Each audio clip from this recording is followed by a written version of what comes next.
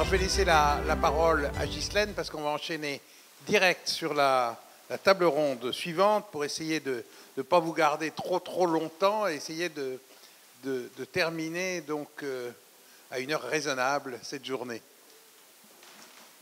Merci Christian. Donc sans plus tarder, je vous propose de passer sur la dernière table ronde où on va avoir 3 représentants qui vont intervenir.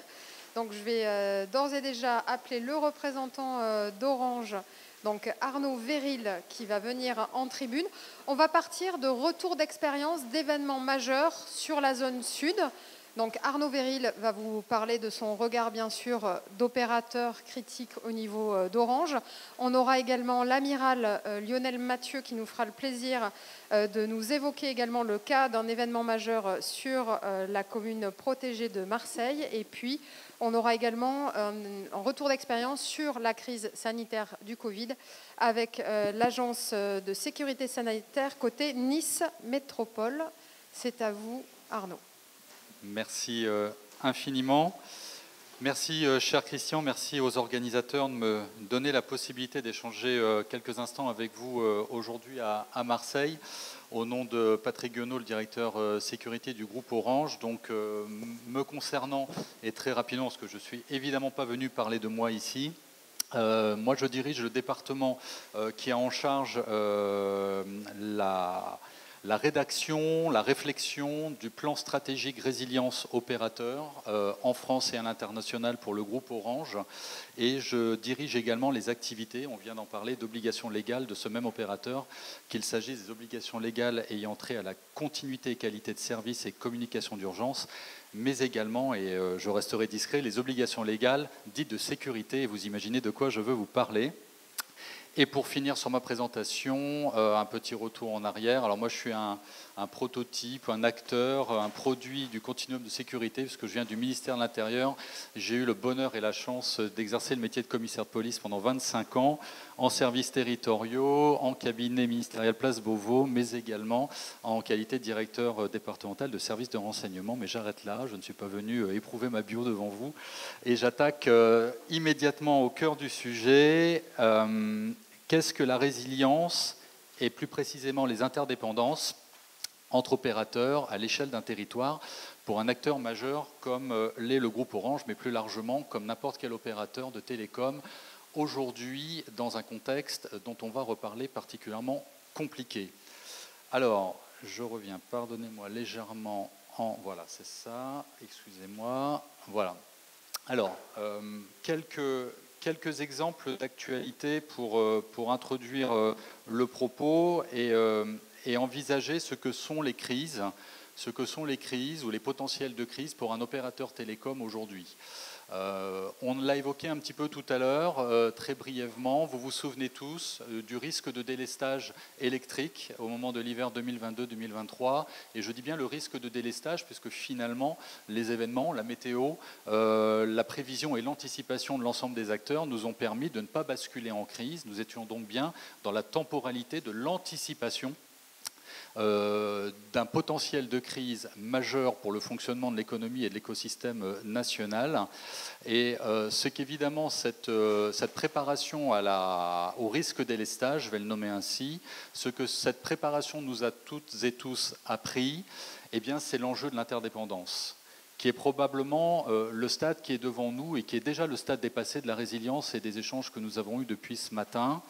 Parce qu'on ne peut pas considérer, je plante tout de suite le décor, que nous serons collectivement résilients si nous ne sommes pas entraînés collectivement à désiloter nos pratiques, à faire converger nos pratiques, à désiloter les rigueurs et les rudesses du cadre juridique qui nous enferment les uns et les autres dans des écosystèmes particuliers. Et comme vient de le dire le représentant du haut fonctionnaire de défense, le droit parfois nous empêche de travailler et de nous coordonner. Et j'y reviendrai à l'occasion de mon propos. Deuxième question que nous a également amené à poser le risque délestage, eh bien, c'est la priorité justement des opérateurs au sein de cette chaîne, non pas alimentaire, non pas une chaîne agressive, mais en tout cas une chaîne d'interdépendance. Et ça, j'y reviendrai également, ça a été un véritable sujet, un point dur, très très important, qui aujourd'hui nous conduit à mener des travaux avec le SGDSN et avec l'ensemble de l'écosystème, j'y reviendrai, parce qu'on a quand même perçu qu'en haut de cette chaîne d'interdépendance, il y a quand même deux opérateurs un peu primaires, dont on voit bien que sur eux repose l'essentiel ensuite des enjeux de coordination et de résilience plus globale. L'énergie électrique et les réseaux télécoms, parce que dans un monde ultra numérisé, et je vais en reparler, et ça ne fait que débuter, l'énergie et le télécom sont les deux acteurs certainement principaux de la capacité des acteurs privés et publics à piloter les crises. Sans électricité et sans numérique, aujourd'hui, vous ne pilotez pas, dans un monde moderne comme le nôtre et complexe, des crises majeures. Ce qui, évidemment, n'atténue pas le rôle important des opérateurs d'eau, des opérateurs de transport. Je ne veux pas signifier cela, bien sûr.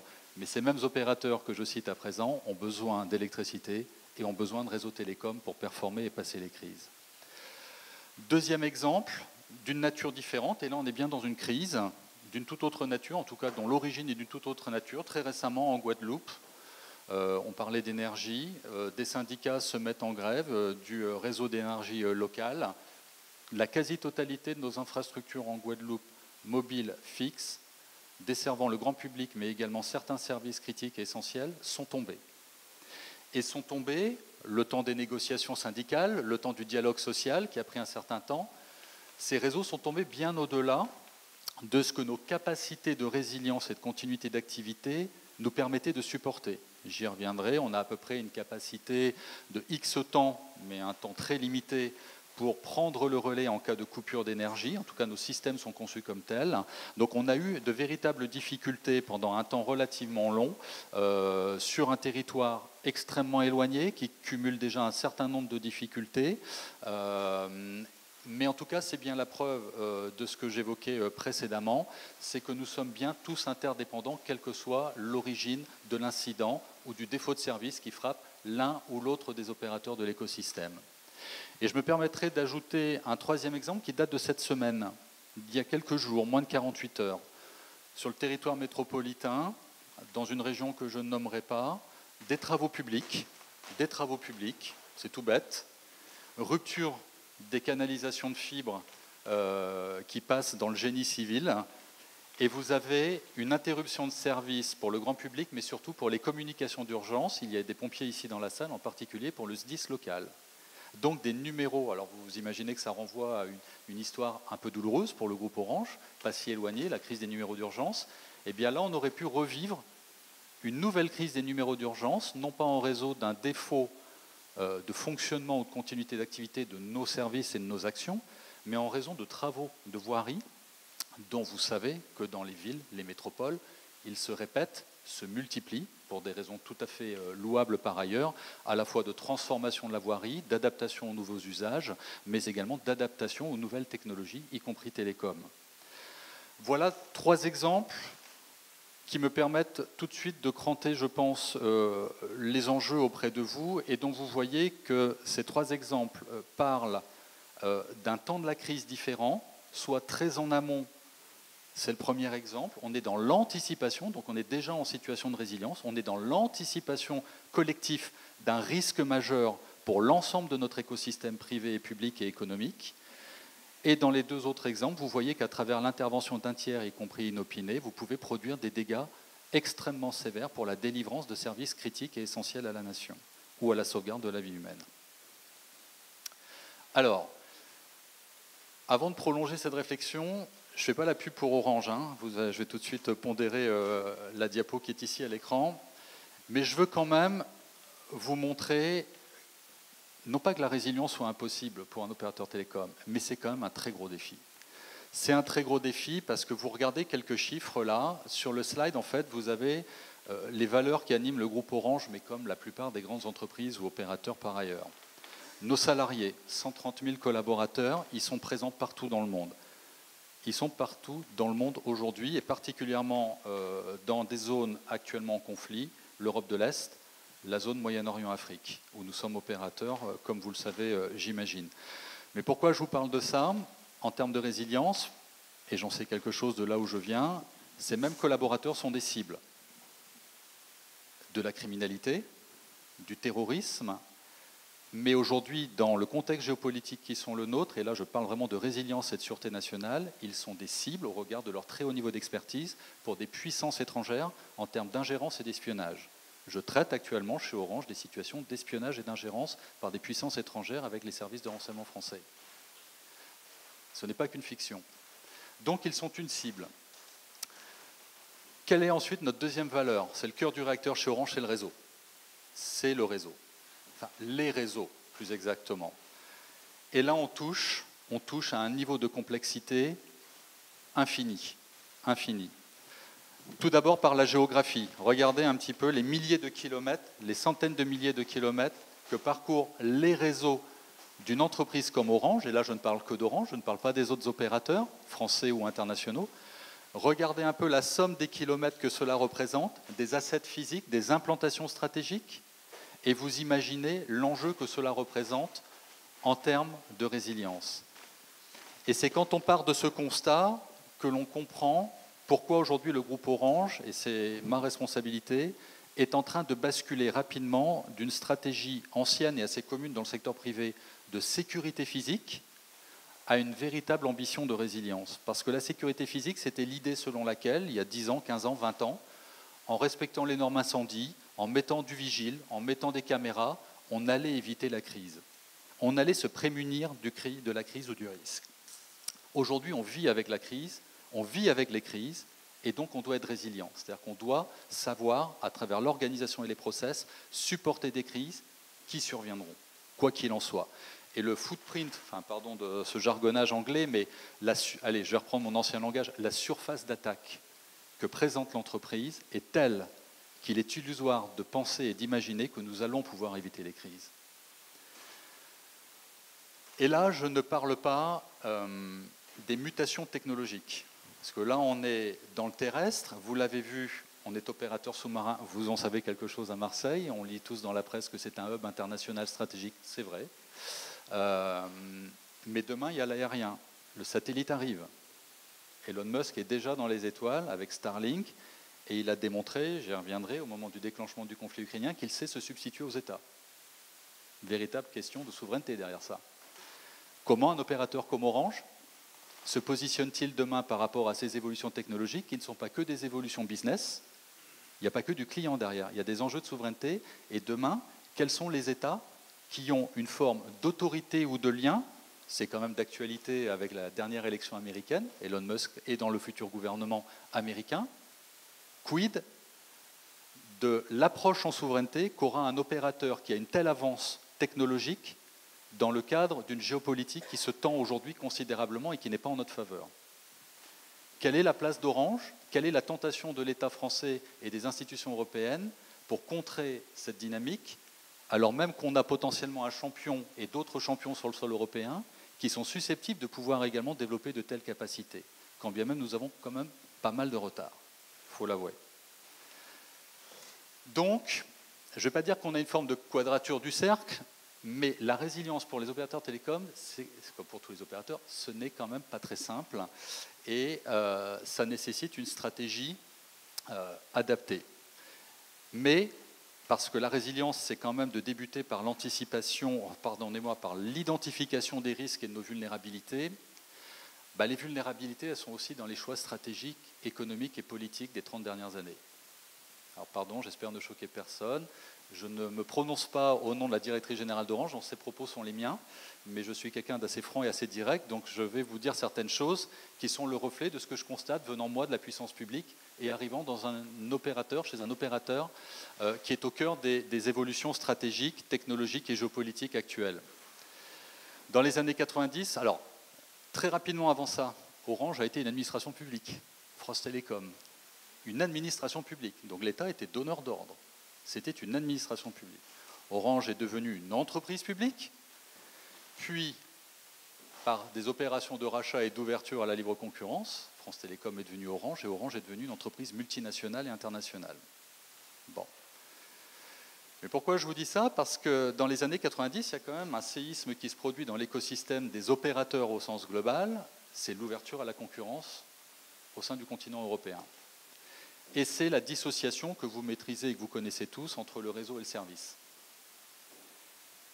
Et là, il y a déjà un vrai sujet, parce qu'à l'époque, la résilience ne se pose pas, les enjeux de résilience ne se posent pas. Il s'agit de développer les réseaux télécoms et de faire basculer l'Europe dans les nouvelles technologies. Il s'agit de favoriser l'accès au meilleur coût pour le particulier aux nouvelles technologies, et c'est plutôt très positif, on en a tous personnellement bénéficié.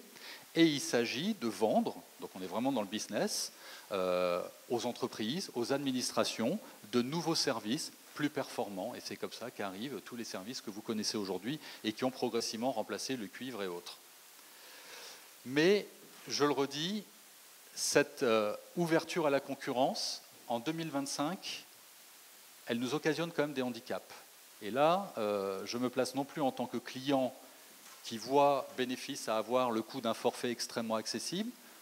En France, on paye entre 10 € et 20 € un forfait en moyenne. Aux États-Unis, c'est plus du double. Mais aux États-Unis, vous avez 3 opérateurs télécoms, dont Dutch, qui a réussi à avoir une licence d'opérateur aux États-Unis, Dutch Telecom. Alors que nous, vous le voyez, regardez le nombre d'opérateurs sur le marché, une centaine d'opérateurs. Une centaine d'opérateurs. Comment voulez-vous maîtriser pour la puissance publique un écosystème qui est déjà par nature d'une particulière complexité, voire non-maîtrisabilité, et être résilient collectivement quand finalement vous ne savez pas à qui vous donner des ordres et comment maîtriser cette chaîne de valeur et cet écosystème.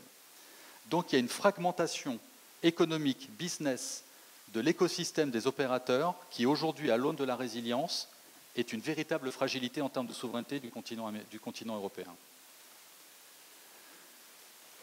Donc, des effets pervers, avantageux d'une part, mais pervers aujourd'hui en 2025, pervers. Et c'est la raison pour laquelle aujourd'hui, et je le répète, je ne dis pas ça à des fins commerciales ou de promotion de l'opérateur Orange, je dis ça au nom de tous les opérateurs. Aujourd'hui se pose la question de regagner une meilleure maîtrise de la relation entre ces opérateurs et la puissance publique par l'atteinte d'une certaine masse critique. Masse critique, pour mieux contrôler les enjeux de souveraineté, moins d'interlocuteurs, donc moins de fragmentation des enjeux souverains. Deuxièmement, une capacité de masse critique pour opérer les bascules technologiques qui nous permettent de rattraper Elon Musk et ses petits amis. Et tenter de faire profiter à l'Union européenne de savoirs et de technologies souveraines, protégées, résilientes et conformes aux enjeux du continent européen. Alors je l'ai évoqué, l'innovation technologique, la masse critique, c'est probablement l'un des sujets majeurs et qui est un peu préoccupant parce qu'on a quand même beaucoup de retard. On a quand même beaucoup de retard. On est en train de payer un certain nombre de choix économiques, de choix, y compris sur le plan de la formation des élites et des cerveaux en matière scientifique. C'est des sujets aussi qu'on entend un peu partout aujourd'hui et à juste titre. On est en train d'entrer de plein pied dans le monde, avec l'intelligence artificielle et les nouvelles technologies, de l'hyperscience, de l'homme augmenté, de l'homme connecté. Tout ça, ça nécessite de préparer dès le plus jeune âge les garçons et les filles à maîtriser ces compétences et à être demain les cerveaux qui vont permettre de développer des technologies souveraines et conformes à nos intérêts nationaux et stratégiques. Donc ça démarre dès le plus jeune âge, ce que d'autres nations plus autoritaires n'ont jamais cessé de faire. Et l'intelligence artificielle qui est fondée sur l'exploitation de la data c'est exponentiel, plus vous en procédez, plus vous en exploitez et ainsi de suite, le cadre juridique extrêmement protecteur et à bon escient de nos libertés fondamentales en Europe est un frein supplémentaire à l'exploitation, y compris militaire souveraine, de la data. Et vous savez très bien que la Chine et les États-Unis n'ont absolument pas ce même niveau de contrainte. Donc là, depuis qu'on se parle, Elon Musk, les Chinois, et je ne citerai pas d'autres puissances inamicales potentiellement, sont en train d'exploiter nos datas qu'on leur confie allègrement sur nos réseaux sociaux et nos plateformes collaboratives, mais ils ne le font pas qu'à des fins commerciales, ils le font aussi à des fins d'agressivité étatique, criminelle et géopolitique. Et on risque potentiellement d'en payer le prix si on ne redresse pas la barre assez rapidement. Parce que la bombe nucléaire de demain, c'est l'IA. C'est vraiment l'IA. Bon, donc alors on a eu des mauvaises nouvelles avec le climat ce matin, et puis moi je suis en train de pourrir la fin de la journée avec l'IA. Mais, comme en toute situation de crise, il faut toujours s'en saisir pour en faire une opportunité. De la fenêtre de l'ancien commissaire de police que je suis, je dis chez Orange, je parle sous le contrôle de mes pairs, je salue Cyril ici, le grand patron de la direction opérationnelle Grand Sud-Est, qui nous fait l'honneur d'être parmi nous ce soir et aujourd'hui. Le retour du souverain, c'est aussi une chance. Voilà. L'élection de Donald Trump, c'est peut-être une chance, voilà, probablement. Peut-être qu'on avait besoin de ça, nous, Européens, pour changer un peu notre mindset et se dire, bon, on est peut-être allé un peu loin dans une forme de libéralisation, de non-contrôle, d'éclatement des gouvernances. Et peut-être qu'on est quand même un peuple plutôt intelligent, on a des capacités.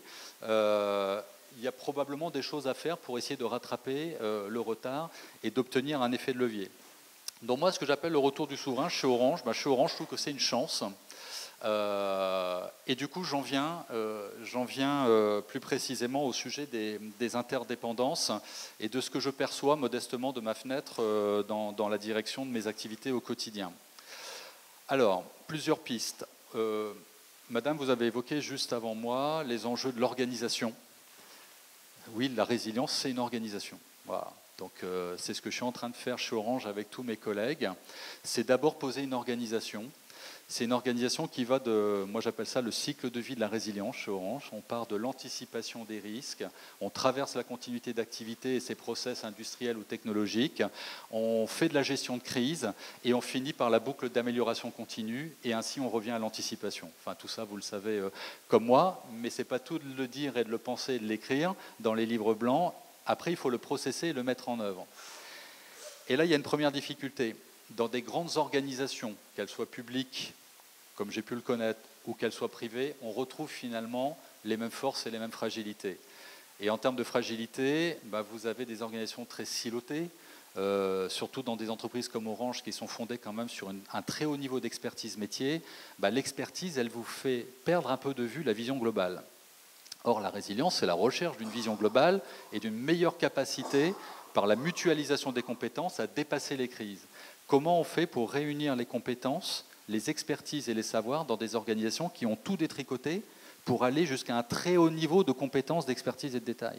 La résilience est tout l'inverse de la matrice organisationnelle des grandes organisations.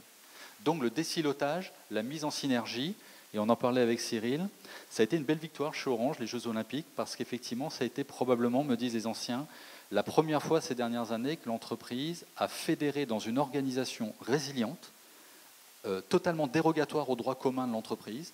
On a réuni des compétences de réseau, de cyber, de gestion de crise, de continuité d'activité, de services commerciaux,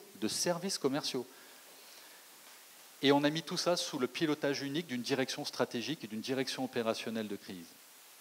On a su le faire, mais c'était un événement programmé depuis une longue date. Et donc tout l'enjeu aujourd'hui qui se pose à nous chez Orange, c'est comment on peut tirer bénéfice de ces savoir-faire développés pendant 7 ans. 7 ans ont duré la préparation des Jeux pour Orange, pour en faire aujourd'hui un projet et une organisation de résilience en business as usual, comme on dit chez Orange, c'est-à-dire pour affronter des crises imprévues le samedi soir à 22h. Voilà. Et ça, c'est le véritable sujet aujourd'hui qui est devant nous. Deuxième sujet qui nous cause un peu souci, c'est l'éclatement aujourd'hui du paysage étatique en face de nous.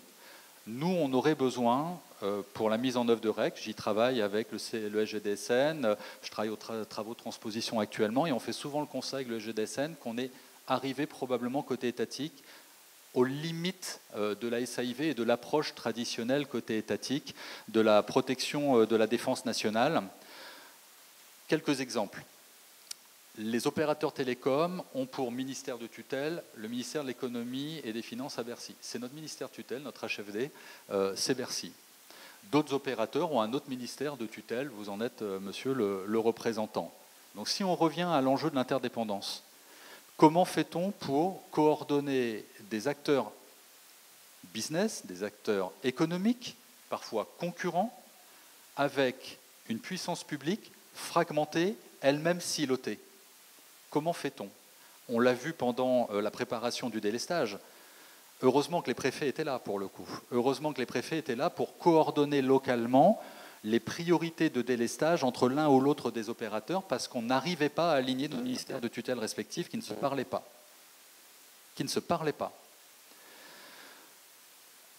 À Bercy, notre autorité de tutelle opérationnelle, administrative, c'est le commissariat aux communications électroniques de défense, le CCED.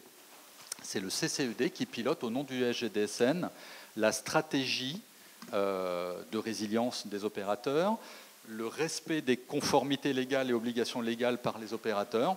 Mais ce même CCED nous dit très régulièrement, on voit bien qu'on a aujourd'hui besoin de porter une stratégie nationale de résilience pour le secteur des télécoms, mais nous butons sur la fragmentation de l'écosystème étatique.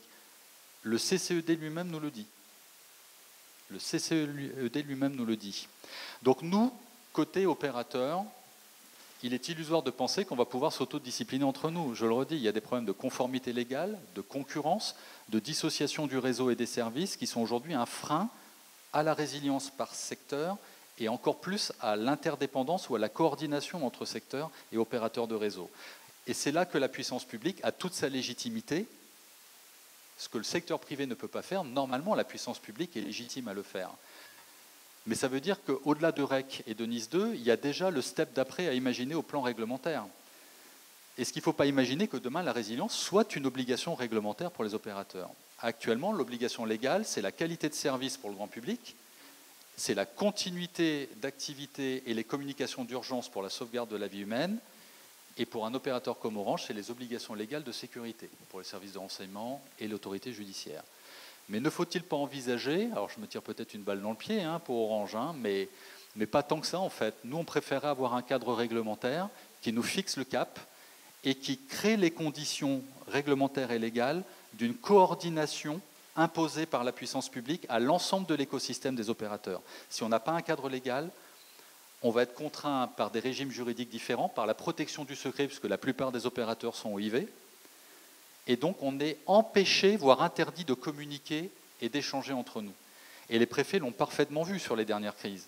La crise Ciaran en Bretagne climatique a révélé pour le préfet du Finistère l'incapacité des opérateurs énergie, télécom, réseau de transport à échanger entre eux des données qui étaient frappées du secret de la défense nationale, chacun dans leur écosystème respectif. Donc là, on a une incapacité à faire résilience en fait, par la loi ou par l'obsolescence de la loi. Donc Nice 2 et REC, c'est déjà dépassé en fait. Le stade d'après, c'est bien la coordination des interdépendances. Donc au niveau local, donc ça c'est l'organisation et l'anticipation. Si on poursuit, donc le pilotage des crises. En France, ce sont les préfets qui pilotent, comme vous le savez aussi bien que moi, les crises au niveau local. Comme on l'a dit tout à l'heure, aujourd'hui, les grosses crises ne se limitent pas au bornage d'un département. Donc, il y a une exigence de meilleure coordination avec le niveau central et les niveaux ministériels. On l'a un peu éprouvé, Christian, au moment des JO, avec le CNCS. Nous, on l'a vu côté opérateur. Ça a été très challengeant, pardon encore de l'anglicisme, mais peut-être pour la première fois, on ne s'est pas contenté de gérer des crises dans notre seul écosystème opérationnel et industriel. On a appris et on a eu nécessité à piloter et anticiper des crises entre opérateurs et puissance publique.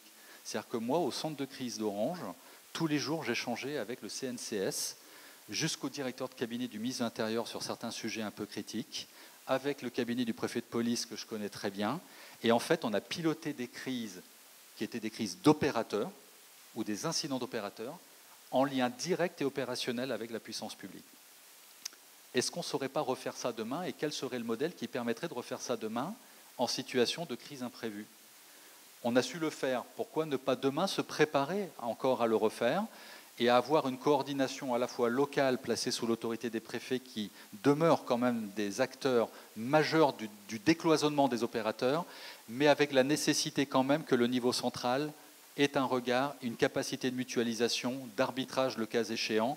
C'est aussi ça qu'ont révélé les Jeux Olympiques. En tout cas, de notre regard à nous.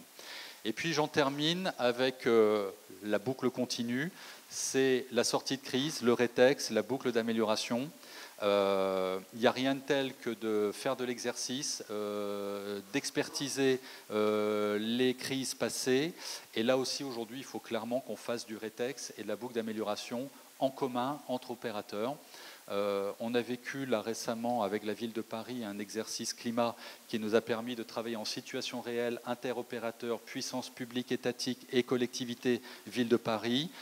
Il n'y a rien de tel en fait pour démontrer à chacun qu'on est obligé de sortir de son silo. C'est-à-dire que quand vous êtes autour de la table à la ville de Paris et que Enedis est bloqué à cause d'Orange, Orange est bloqué à cause d'un réseau de transport et que voilà, il n'y a rien de tel que cette mise en situation pour vous dire je suis obligé de sortir de mon silo et on est obligé de travailler ensemble. Donc voilà, donc de mon regard à moi et de notre regard à nous chez Orange, le stade déjà dépassé de Nice 2 de REC, c'est l'enjeu des interopérabilités. On ne sera pas collectivement résilient si on reste dans nos organisations juridiques et organisationnelles actuelles.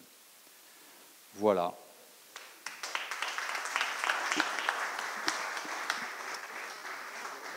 Un grand merci pour cette intervention passionnante qui, je ne doute pas, suscitera des réactions